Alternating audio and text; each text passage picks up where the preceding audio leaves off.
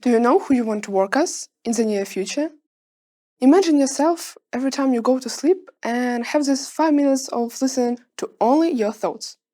Most of the time, they are anxious, like asking you the same thing I did and telling that every major sounds both interesting and boring at the same time, that maybe you'll make a wrong decision and regret it later, and that everyone around you seems to be more certain than you. Although those thoughts may be true and help you to work on yourself, however, the next morning you wake up not so anxious and decide to put off thinking about your future. And then the cycle repeats itself over and over and over again. Just a year ago, I went to sleep with a thought: I'm totally going to fail my entire life. Which was definitely an exaggeration, however, it was messing with my mind endlessly. Even though I tried to live as if it was non-existent, I soon realized that it wouldn't disappear unless I did something about that. So instead of just overthinking, I started to look for small opportunities, such as youth council.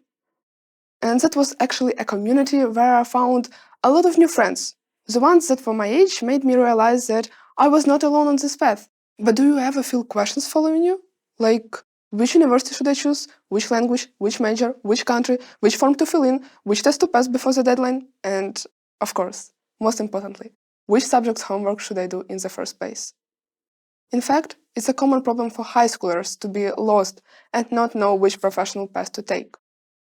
One major reason for that is that schools often lack diversity in their teaching approaches. They focus too much on theory instead of practice. Because of that, students rarely get to test their abilities in real situations or creative projects. If there is no possibility to express creativity instead of just memorizing facts, real job orientation, or teamwork, it becomes difficult to understand what kind of environment helps you grow. And since schools are the environment where students spend most of their time, they carry the main responsibility for helping students build both skills and confidence to succeed beyond the classroom. Another factor is social pressure, the feeling that everyone around you seems to be more certain than you, and you are the only one who hasn't figured things out yet. A lot of this actually comes from what students see around them. Classmates posting achievements on social media, parents constantly asking about your future plans, and teachers expecting great results. Because of this, it's easy to believe that you are the only one who hasn't figured things out yet. But in reality, quarter of teens don't know what to do after high school, and half of surveyed students from across more than 80 countries say that school has done little to nothing to prepare them for adult life.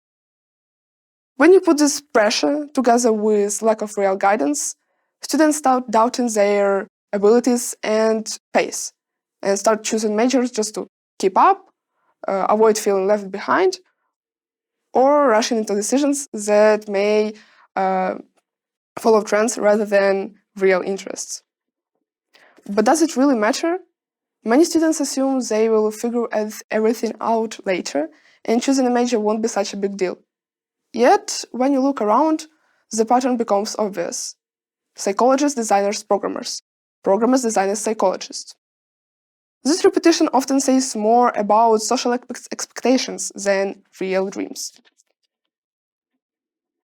Today, many students pick paths not because they truly want them, but because everyone else seems to be choosing the same thing.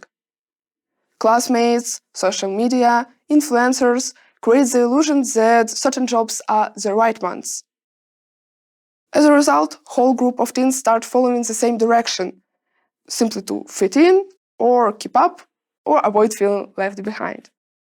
The consequences of this trend following are rather serious. We risk ending up with too many people in the same field, popular fields, but far fewer in the fields that society actually needs. Even worse, these future workers may eventually find themselves stuck in careers that don't bring them any joy or sense of purpose. And once that happens, changing paths becomes much harder than choosing the right one from the very beginning. So, how to find a job that will suit both you and your interests? My answer is clear: projects. Everybody needs to start from smaller things. So my honest advice to you would be to apply for a local event or training that can be in your city or across the country. For example, 1 week. That would be already a great start. Local projects are a safe and comfortable space for you to learn by doing. You can try new roles, meet people with similar interests, and see what kind of environment helps you grow. These smaller experiences work because they help you to discover yourself. You start to understand what skills you naturally have, what work might suit you, and what inspires you. You can find the forms to this kind of projects all across Instagram or non-governmental organization pages. Another interesting way to start is to take part in your youth council, as I personally did. It teaches teamwork, responsibility, and decision making, skills that are so essential for international programs, if you want to try them out as well.